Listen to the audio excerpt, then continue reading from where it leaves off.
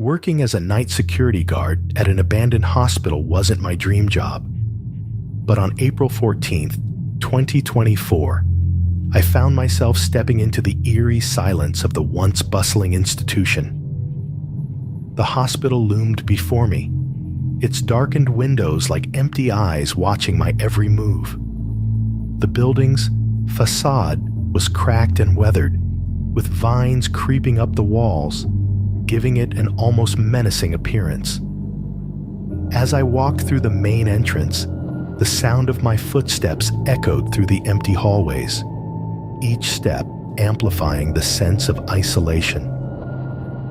From the moment I crossed the threshold, a chill ran down my spine. The air inside was thick with dust and the faint smell of antiseptic, a reminder of its former purpose. My flashlight beam cut through the darkness, revealing outdated medical equipment and discarded patient files scattered across the floor. I could feel my heart rate quicken as I moved deeper into the hospital, the oppressive silence only broken by the occasional creak of the old building settling. It was as if the place itself was alive, watching and waiting. Exploring the first floor, I stumbled upon remnants of its past. A child's teddy bear left behind, a wheelchair abandoned in the corner, and medical charts detailing long-forgotten patients. Each discovery added to the growing unease that gnawed at me. As I turned a corner, I heard it, the unmistakable sound of footsteps echoing down the corridor. I froze, my breath caught in my throat, straining to listen. The footsteps grew louder, then abruptly stopped. I swung my flashlight around, but there was no one there. Just as I began to convince myself it was my imagination, the overhead lights flickered. I felt a cold sweat break out on my forehead. The corridor ahead seemed to stretch endlessly into the darkness, the shadows playing tricks on my eyes. The feeling of being watched was overwhelming. Every nerve in my body screamed at me to turn back, to run, but I pressed on, driven by a sense of duty and a morbid curiosity about what lay ahead. The climax of my first night came when I reached the nurse's station. The old desk was cluttered with yellowed papers and rusted medical tools. As I rifled through them, a sudden deafening bang echoed through the hall. I jumped, my heart pounding in my chest. Spinning around, I saw nothing but darkness and the fading afterglow of the flickering lights. The sense of a presence nearby was undeniable. Something, or someone, was in the hospital with me, and I couldn't shake the feeling that it didn't want me there. The following night, I returned to the hospital, my nerves already frayed from the previous encounter. The atmosphere was even more oppressive, as if the building itself knew I was back. Each room I entered seemed darker, every shadow deeper and more menacing. The corridors felt narrower, the air heavier. I couldn't shake the feeling that the hospital was trying to consume me, to trap me within its decaying walls. As I patrolled the second floor, the sense of being watched grew stronger. My flashlight flickered, casting eerie, dancing shadows on the walls. I found myself constantly looking over my shoulder, expecting to see someone, or something, following me. The silence was oppressive, broken only by the occasional distant creak or the scurrying of rats. Each sound made my heart race, my breath quicken. My mind was a whirlpool of fear and paranoia. Walking past the old operating room, I noticed something out of place. A scalpel lying in the middle of the hallway. I bent down to pick it up, and as I did, the temperature dropped suddenly. A chill swept through me, and I could see my breath in the air. My skin prickled with goosebumps, and an overwhelming sense of dread washed over me. Then faintly, I heard it. A whisper, so soft it was almost indistinguishable from the wind. "Leave," it seemed to say, the word barely audible, but clear in its intent. I tried to rationalize it, to tell myself it was just the wind or my imagination playing tricks on me. But deep down, I knew something was terribly wrong. The hospital was no longer just an abandoned building. It was a living, breathing entity, and it was warning me to leave. My hands shook as I clutched the flashlight, the beam wavering. I moved quickly down the hall, eager to escape the oppressive atmosphere of the operating room. Just as I thought I had found a moment of respite, a loud crash echoed from the floor above. I jumped, my heart pounding. I rushed to the stairwell, my mind racing with possibilities. The sound had been too loud, too deliberate to be anything but intentional. As I ascended the stairs, the feeling of dread intensified. Each step was a struggle, my legs heavy with fear. When I reached the third floor, I found myself in a long, dark corridor lined with patient rooms. The door at the far end was ajar, light spilling out into the hallway. I approached cautiously, my flashlight held high.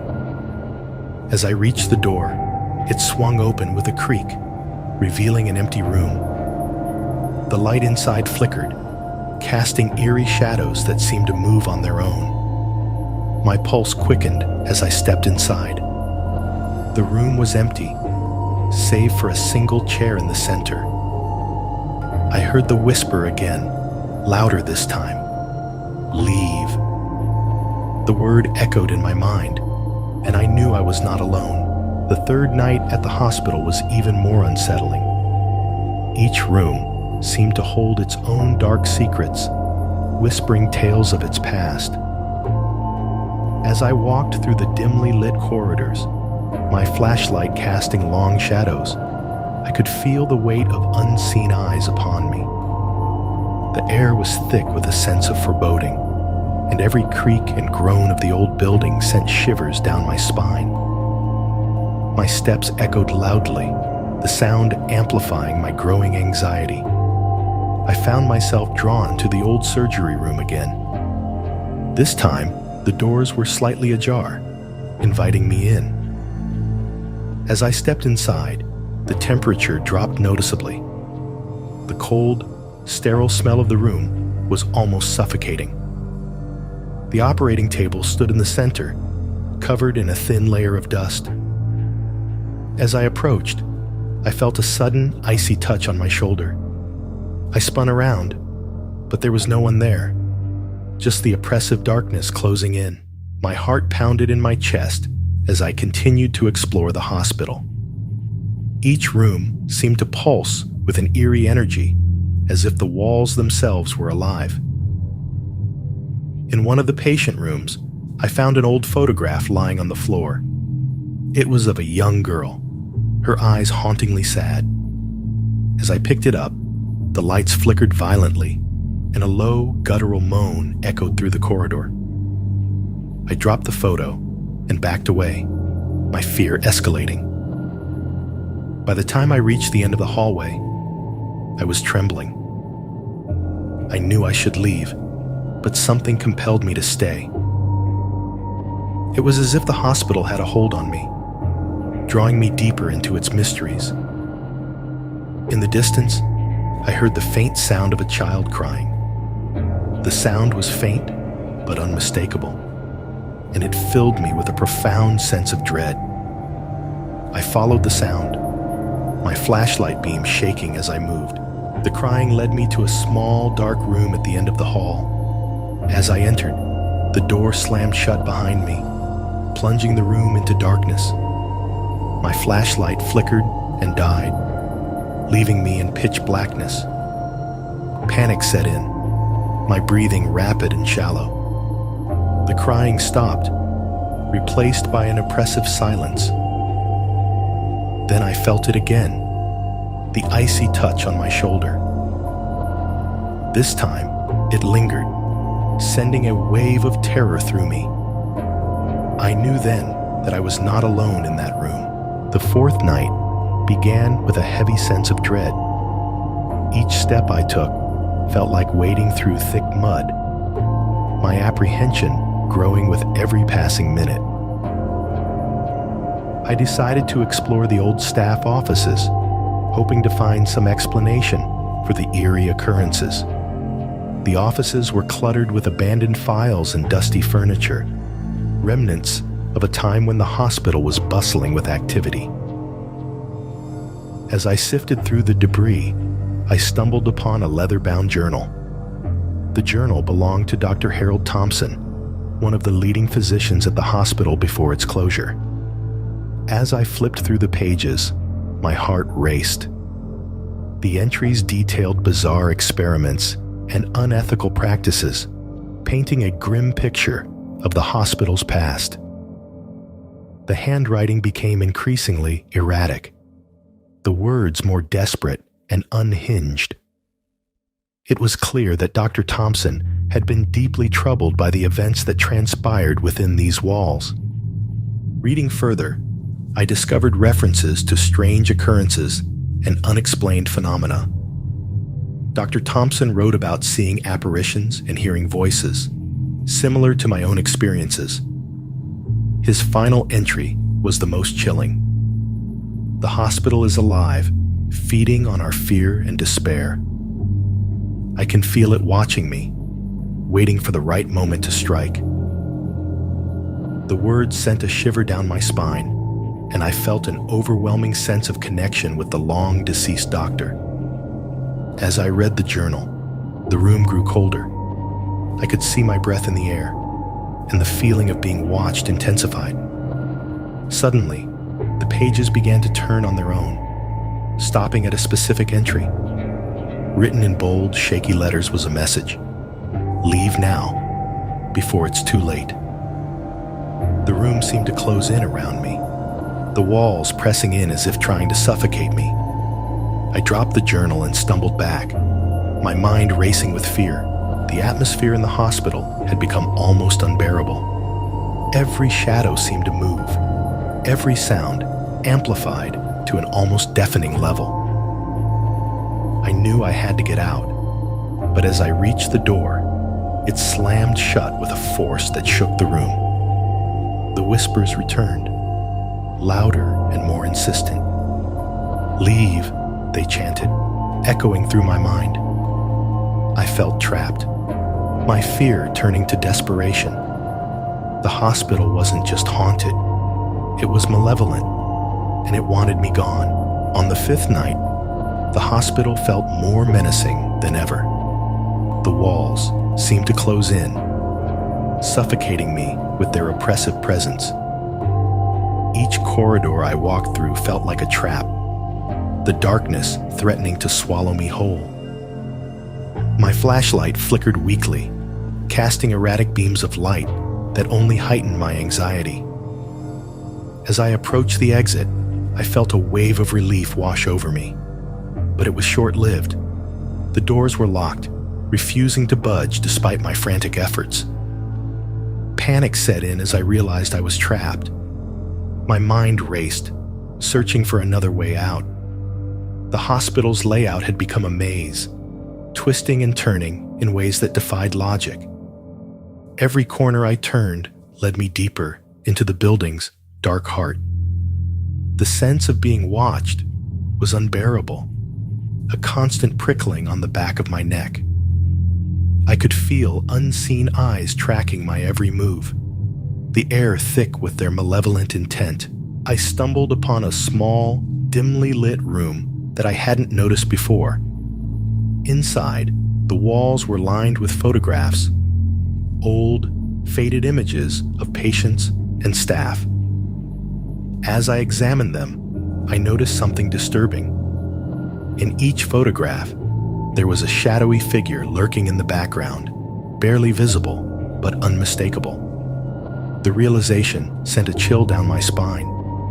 This presence had been here all along, watching and waiting. Desperation drove me to the basement, hoping to find an exit. The air grew colder as I descended, the steps creaking under my weight. The basement was a labyrinth of storage rooms and old medical equipment, the perfect setting for my growing fear.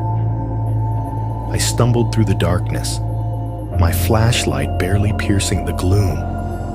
The whispers returned, louder and more insistent, urging me to leave.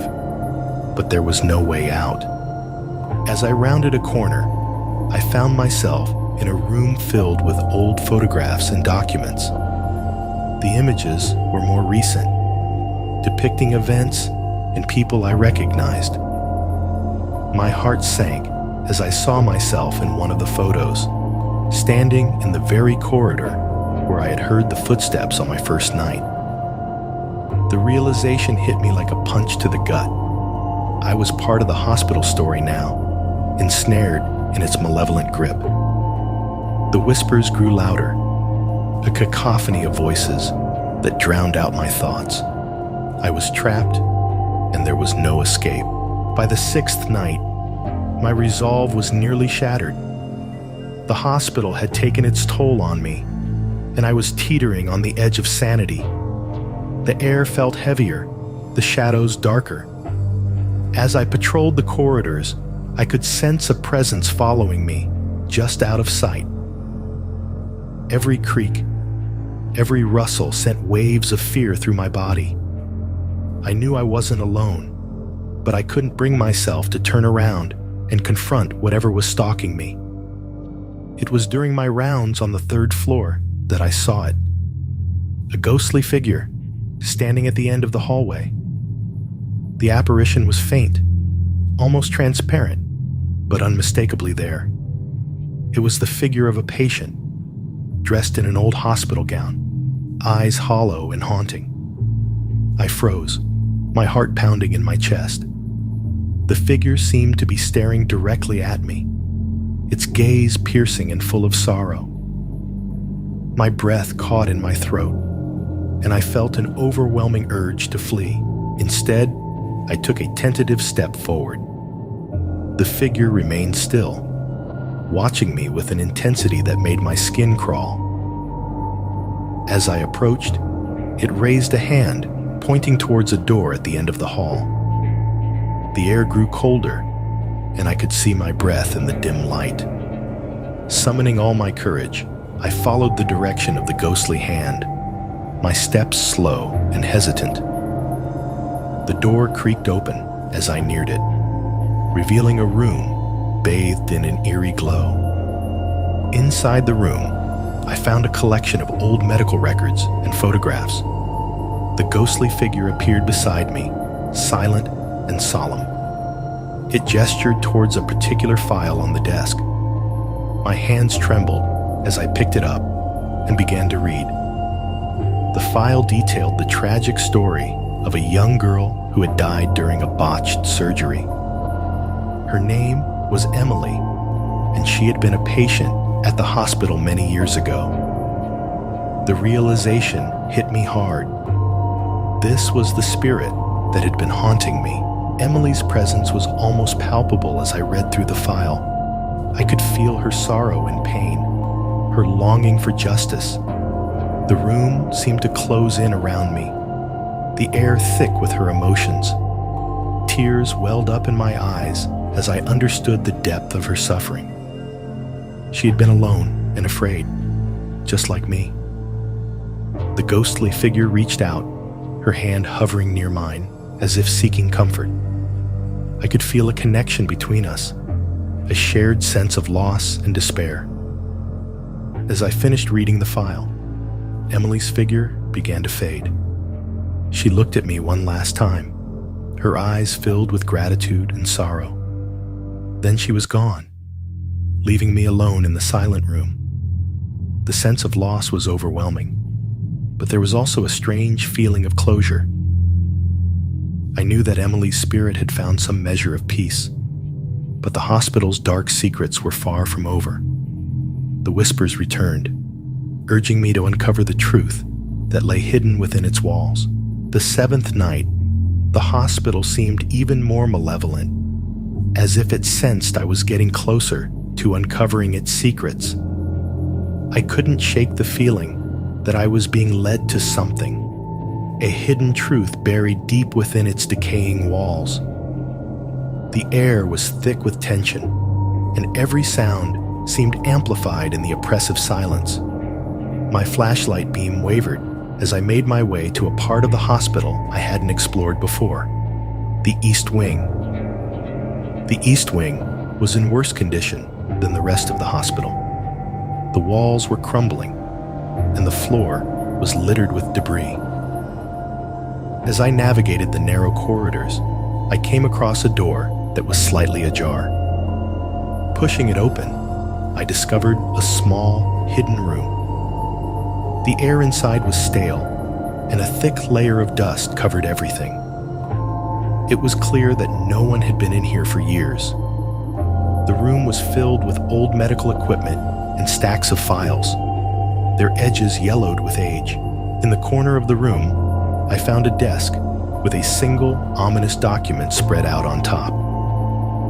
As I approached, I felt a cold draft and the unmistakable sense of being watched. My hands trembled as I picked up the document and began to read.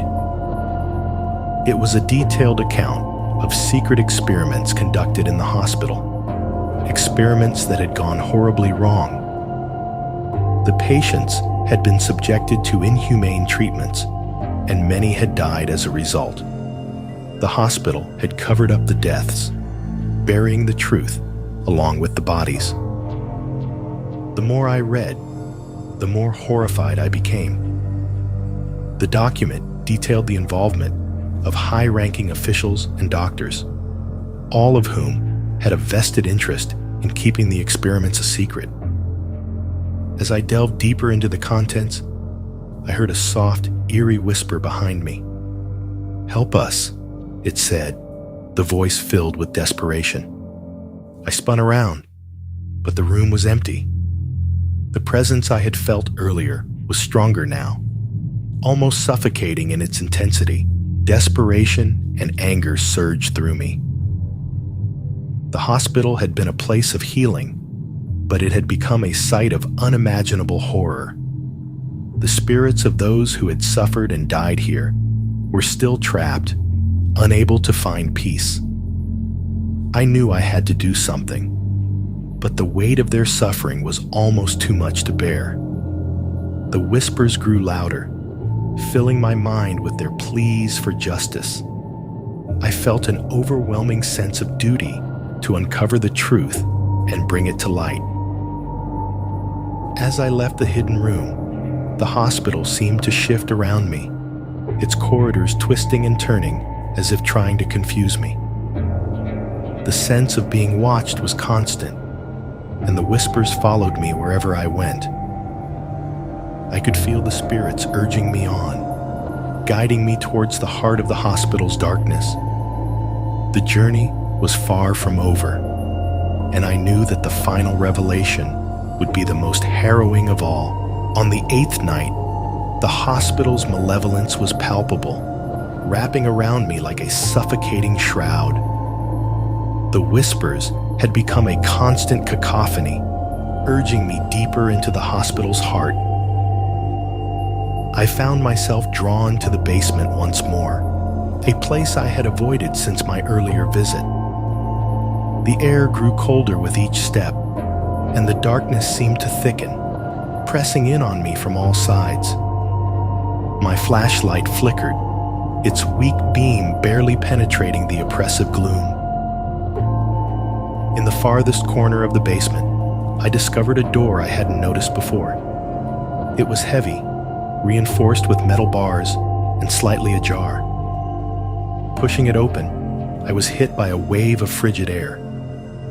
Inside, the room was lined with old medical charts and photographs pinned to the walls, documenting the horrific experiments that had taken place. At the center of the room was a large metal table, stained with rust and something darker. My stomach churned at the sight. On the table lay a single tattered file. As I picked it up, The room seemed to close in around me. The file detailed the final experiment, an attempt to communicate with the spirits of those who had died within the hospital's walls. The doctors had hoped to harness the power of these restless souls, but their efforts had unleashed something far more sinister. The spirits, angered and tormented, had taken control of the hospital, turning it into a place of eternal suffering. My hands shook as I read the last entry. The doctors had realized too late the magnitude of their mistake. The final line was a desperate plea. "We have doomed ourselves. May God forgive us." The temperature plummeted, and I felt a cold, spectral hand on my shoulder. The whispers rose to a fever pitch, filling my head with their anguished cries. The truth was undeniable. The hospital was a prison for lost souls, and I was now a part of its tragic history. On the 9th and final night, I returned to the hospital with a heavy heart, knowing that this would be my last visit. The oppressive atmosphere weighed down on me more than ever. The whispers louder, more insistent. The hospital seemed to pulse with a dark energy, the shadows deeper and more menacing. Every step I took echoed through the empty halls, each sound amplifying the dread that gnawed at my soul. I felt as though I was walking into the heart of darkness itself. I made my way back to the hidden room in the basement, where the truth had been laid bare. The room was as cold as a tomb, the air thick with the presence of the restless spirits. I approached the metal table once more, the tattered file still open where I had left it. The final entry haunted me. "We have doomed ourselves. May God forgive us." The weight of those words pressed down on me, and I knew there was no turning back. As I stood there, the temperature dropped even further, and I felt the cold touch of spectral hands on my skin. The whispers swelled to a deafening roar, and I could feel the spirits closing in around me. Their anguish was palpable, their need for justice a heavy burden on my shoulders. I could see their faces now, twisted in pain and sorrow, their eyes pleading for release. The realization hit me with brutal clarity. I was their only hope. Summoning every ounce of courage, I vowed to bring their story to light, to expose the horrors that had been hidden for so long. But as I made my way to the exit, the hospital seemed to come alive, the walls closing in, the shadows reaching out to ensnare me.